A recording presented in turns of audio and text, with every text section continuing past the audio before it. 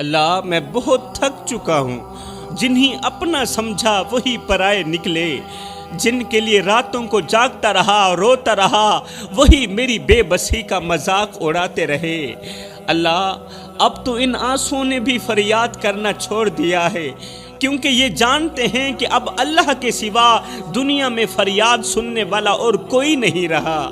اللہ تو نے کہا تھا کہ تو 70 ماؤں سے بڑھ کے محبت کرنے والا ہے، تو 70 ماؤں سے زیادہ محبت کرنے والا ہے، تو پھر آ جانا، مجھے اس محبت سے لپٹا لینا، کیونکہ اب انسانوں کی دنیا میں میری ہستی بس بوجھ بن چکی ہے۔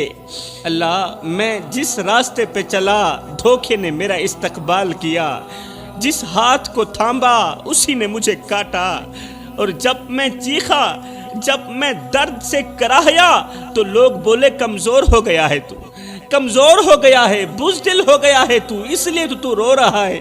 میری ماں نے مجھے دعا دی تھی کہ بیٹا کبھی کسی کو دکھی نہ کرنا، پر کاش وہ یہ بھی دعا دے دیتی کہ کوئی میرے بیٹی کو بھی دکھی نہ کرے، کوئی میرے لال کو بھی دکھی نہ کرے۔ میرے رسول کریم نے فرمایا تھا اللہ اس کے قریب ہوتا ہے جو ٹوٹ کر گر جاتا ہے۔ یا اللہ اس وقت میں ٹوٹ چکا ہوں، اس وقت میں بکھر چکا ہوں، اس وقت میں گر چکا ہوں، آ جانا، مجھے جوڑ لینا، ورنہ تیرے ظالم لوگ مجھے روند ڈالیں گے۔ لوگ کہتے ہیں مرد کبھی نہیں روتا، لوگ کہتے ہیں مرد کبھی نہیں روتا، مرد کبھی نہیں روتا۔ سنو جب باپ کا کندھا نہ رہے، ماں کی گود باقی نہ رہے، بہن کی آواز سنائی نہ دے، بھائی بے وفائی کر جائیں، اور جب بیوی بیگانی ہو جائے تو اس وقت مرد کا صرف دل نہیں روتا، اس کی سانسیں بھی رو پڑتی۔ مرد کیوں نہیں روتا؟ مرد رلایا جاتا ہے، مرد تڑپایا جاتا ہے۔ بد نصیب وہ نہیں جو دنیا ہار جائے، ارے بد نصیب وہ ہے جسے اللہ کسی مظلوم کی آہ کا نشانہ بنا دے، بد نصیب وہ ہے جسے اللہ کسی دکھی انسان کی آہ کا نشانہ بنا دے۔ کبھی کسی کے صبر سے نہ ٹکرانا، کیونکہ جس کے ساتھ اللہ ہوتا ہے نا، اس کی خاموشی بھی قیامت بن جاتی ہے۔ اور ہاں ایک بات اور، کسی مظلوم پر ظلم ہوتے ہوئے دیکھ کر خاموش مت رہنا۔ بڑے ہی افسوس کے ساتھ کہنا پڑ رہا ہے جوانوں، مسجد اقصی کے صحن میں لاشیں بچتی رہیں اور تم خاموش تماشائی بنے رہے۔ نبیوں کی سرزمین خون سے تر ہوتی رہی، اور 57 ملکوں کے حکمرانوں کی غیرت بے غیرتی کے قبرستان میں دفن ہو گئی۔ کاش فلسطین جیسی مائیں پوری دنیا میں ہوتی، کاش فلسطین جیسی مائیں پوری دنیا میں ہوتی، تو آج ہماری نسلیں کسی فلمی ایکٹرز کے پیچھے نہ چلتی بلکہ حضرت عمر فاروق کے قدموں کے نشان ڈھونڈتی۔ اگر فلسطین اور غزہ کی مائیں پوری دنیا میں ہوتی تو آج میری قوم کے نوجوان سیدنا عمر فاروق کے قدموں کے نشان ڈھونڈ رہے ہوتے۔ فلسطین کی وہ ماں جس کے 5 بیٹے اس کی آنکھوں کے سامنے ملبے تلے دفن ہو گئے، نہ کفن ملا نہ جنازہ، بس ریت پتھر اور چیخیں، مگر وہ ماں روئی بھی تو صرف اللہ کے آگے۔ اس نے کہا یا اللہ تو نے دیا تھا تو نے ہی لے لیا، بس اب مجھے صبر دے کہ میں اپنے شہید بچوں کو ہمیشہ کے لیے بھول جاؤں۔ جوانوں فلسطین کی اس ماں کی چیخیں آج اگر حضرت عمر فاروق کے کانوں میں پڑ جاتی تو خدا کی قسم اسرائیلی اپنی پیدائش پر افسوس کرتے، زمانہ دیکھتا کہ اسرائیلی اپنی پیدائش پر لعنت کرتے۔ آج اگر حضرت عمر فاروق کے کان میں آواز پڑتی تو حضرت عمر فاروق کے ہاتھ میں تلوار ہوتی، وہ فلسطین کی سرزمین پر کھڑے ہو کر بلند آواز سے کہتے اے اقصی تو گھبرا نہیں، تیرا عمر آ گیا ہے۔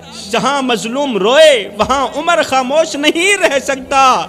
آج عمر فلسطین کے بچوں کی لاشیں نہ دیکھ سکتے، آج وہ امت کے حکمرانوں کا گریبان پکڑ کر جھنجھوڑ کر کہتے اٹھو، جب تک اقصی قید میں ہے تمہاری نیند حرام ہے، جب تک عمر زندہ ہے، جب تک مسجد اقصی قید میں ہے، اس وقت تک تمہاری نیندیں حرام ہیں، تم نہیں سو سکتے۔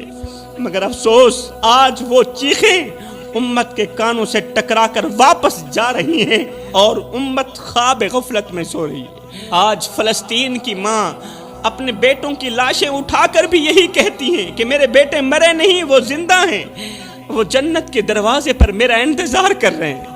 یہ فلسطین کی مائیں ہیں، جب بیٹے کی لاش دیکھتی ہیں تو کہتی ہیں الحمدللہ میرے بیٹے نے اپنی ماں کو سرخرو کر دیا ہے۔ ایک طرف وہ مائیں ہیں، آج ہماری ماں کا حال یہ ہے، آج اگر فلسطین کے لیے بیٹے کی آنکھ نم ہو بھی جائے تو ماں کہتی ہے چپ رہو بیٹا، کوئی بات نہیں، زمانہ بہت خراب ہے۔ میں نے کہا بی بی زمانہ ٹھیک کب تھا؟ جب کربلا کی سرزمین پر نیزے چلے تھے تب بھی تو نبی کی اولاد سر کٹوا کر حق کی گواہی دے رہی تھی نا۔ اس وقت بھی مائیں زندہ تھیں، اس وقت بھی باپ تھے، مگر نہ ماؤں نے روکا نہ باپ نے روکا، کیونکہ وہ جانتے تھے کہ یہ قربانی صرف خون کی قربانی نہیں، یہ غیرت کی قربانی بھی ہے۔ دل کے کانوں سے سنیے گا میری قوم کے جوانوں، کبھی بھی 5 موقعوں پر عبادت مت کرنا، ثواب کی جگہ گناہ ملے گا۔ پہلا موقع کبھی بھی بوڑھے باپ کو دکھ دے کر نماز نہ پڑھنا، بوڑھے باپ کی آنکھوں سے آنسو نکال کر نماز نہ پڑھنا، ثواب کی جگہ گناہ ملے گا۔